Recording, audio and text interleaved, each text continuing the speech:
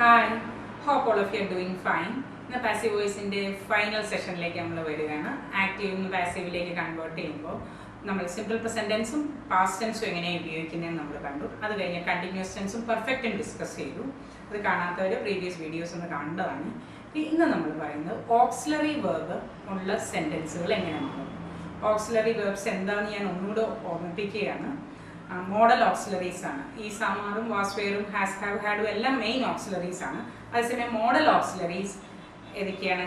Will would, shall should, can could, may might, need, ought to, must, dare ഇങ്ങനെ വരുന്ന words ആണ് modal auxiliaries ആയിട്ട് ഉപയോഗിക്കുക അല്ലേ.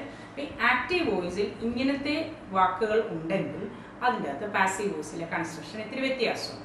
അപ്പം ആക്റ്റീവ് വോയിസിൽ നമ്മൾ പറയുന്നു ഷീ വിൽ ബ്രിങ് ഇറ്റ് എന്നാണ് പറയുന്നതെങ്കിൽ വിൽ പ്ലസ് കം ആണ് അവിടെ തന്നിരിക്കുന്നത്. Subject she will bring. ഇനി അതിൻ്റെ എന്താ കൊണ്ടുവരിക? ഇറ്റ് എന്തെങ്കിലും ആയിക്കോട്ടെ. അപ്പം അത് കൊണ്ടുവരും എന്നാണ് നമ്മൾ പറയേണ്ടതെങ്കിൽ പാസീവ് വോയിസിലേക്ക് ഇറ്റ് വിൽ ബി ബ്രോട്ട്.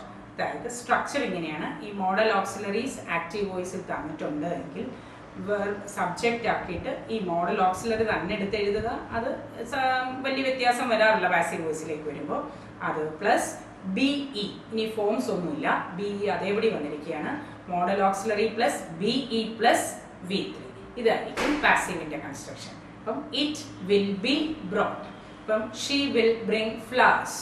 അപ്പം ഫ്ലവേഴ്സ് പ്ലൂറലാണ്. പ്ലൂറലിനും സിംഗുലറിനും ഒന്നും വുഡിനൊന്നും വ്യത്യാസമില്ല. അപ്പം ഫ്ലവേഴ്സ് will be brought. ഇങ്ങനെയായിരിക്കും നമ്മൾ പാസീവ് കൺസ്ട്രക്ഷൻസ് എഴുതുന്നത്. Shall we have a look at an example? Another example is active voice. They may shift the patient. അതൊക്കെ നമ്മൾ ഹോസ്പിറ്റൽ സെഷൻസിൽ പറയാറുണ്ട് അല്ലേ. അപ്പം ആരാ ഷിഫ്റ്റ് ചെയ്യുന്നതെന്നുള്ളതല്ല ഇമ്പോർട്ടൻറ്റ്, പേഷ്യൻറ്റിനെ ഷിഫ്റ്റ് ചെയ്തേക്കാം. അതുകൊണ്ടാണ് നമ്മൾ യൂസ് ചെയ്തേക്കുന്നത് മേ. അപ്പം സബ്ജക്റ്റ് പേഷ്യൻ്റ് ആവുന്നതോടെ അപ്പം patient may be shift. Another is manager will provide facilities. Facilities will be provided by manager. By manager എഴുതേണ്ട ആവശ്യം വരുന്നില്ല പലപ്പോഴും. അതുകൊണ്ട് facilities will be provided എന്നുള്ളതാണ് എന്തായിട്ട് വരുന്നത്? പാസീവ് വോയിസ് ആയിട്ട് വരുന്നത്. മനസ്സിലായിട്ടാണല്ലോ അല്ലേ. ടോട്ടലി ഒന്ന് ഫൈനലൈസ് ചെയ്ത് പറയുകയാണ്. സിമ്പിൾ ടെൻസുകൾ വരുമ്പോൾ, അതായത് സിമ്പിൾ പ്രസന്റ് ടെൻസും സിമ്പിൾ പാസ്റ്റ് ടെൻസും വരുമ്പോൾ പാസീവ് വോയിസിലെ സ്ട്രക്ചറിൽ അതിൻ്റെ സബ്ജക്റ്റിനനുസരിച്ചിട്ട് ഈസാമാർ വാസ്വേർ എടുക്കുക പ്ലസ് V3 എഴുതുക. കണ്ടിന്യൂസ് ടെൻസ് വരുമ്പോൾ സബ്ജക്റ്റിനനുസരിച്ചിട്ട് ഈസാമാർ വാസ്വേർ എടുക്കണം പ്ലസ് ബീയിങ് പ്ലസ് V3 എടുക്കണം.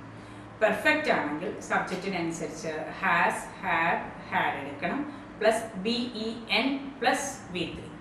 ദെൻ മോഡൽ ഓക്സിലറീസ് ആണ് വരുന്നതെങ്കിൽ modal auxiliary plus BE plus V3. ഇതാണ് പാസീവിൻ്റെ സ്ട്രക്ചേഴ്സ് ആയിട്ട് പറയുന്നത്. നമുക്ക് ഇങ്ങനെ സ്ട്രക്ചർ കേൾക്കുമ്പോഴാണ് ഇത്തിരി ബുദ്ധിമുട്ട് വരിക. എപ്പോഴും ആലോചിക്കണം എവിടെയാണ് ഉപയോഗിക്കേണ്ടതെന്ന്. അതായത് ഒബ്ജക്റ്റിന് ഇമ്പോർട്ടൻസ് വരുമ്പോൾ, പ്രവൃത്തി എഫക്റ്റ് ചെയ്യുന്ന കാര്യങ്ങൾക്ക് ഇമ്പോർട്ടൻസ് വരുമ്പോൾ അല്ലെങ്കിൽ പ്രവൃത്തിക്ക് ഇമ്പോർട്ടൻസ് വരുമ്പോഴാണ് നമ്മൾ പാസീവ് വോയിസ് ഉപയോഗിക്കുക. അപ്പോൾ ആ വാക്കിലായിരിക്കും നമുക്ക് പലപ്പോഴും നമ്മൾ സ്റ്റാർട്ട് ചെയ്യുന്ന സെൻറ്റൻസ്. ഇപ്പോൾ വെജിറ്റബിൾസ് കുക്ക് ചെയ്തു, ആരാ കുക്ക് ചെയ്തത് നമ്മൾ ആലോചിക്കുന്നില്ല. വെജിറ്റബിൾസ് ആർ കുക്ക്ഡ്, അല്ലെങ്കിൽ വെജിറ്റബിൾസ് വെയർ കുക്ക്ഡ്, അല്ലെങ്കിൽ vegetables are being cooked, vegetables have been cooked, vegetables can be cooked. അങ്ങനെയായിരിക്കും നമ്മൾ പറയുന്ന സെൻറ്റൻസ്. അപ്പം ഇതുപോലെ ഒന്ന് സെൽഫായിട്ട് സ്ട്രക്ചേഴ്സ് വർക്ക്ഔട്ട് ചെയ്യുക. So that it will be helpful to you. In the coming videos we will focus particularly on IL സെഷൻസിൻ്റെ അകത്തും OET സെഷൻസ് അകത്തും എന്താണ് പാസീവ് വോയിസിൻ്റെ ഇമ്പോർട്ടൻസ് നോക്കാം. അപ്പോൾ കുറച്ചുകൂടെ ക്ലിയർ ആയിട്ട് നമുക്ക് മനസ്സിലാക്കാൻ പറ്റും. Hope you understood it. Thank you.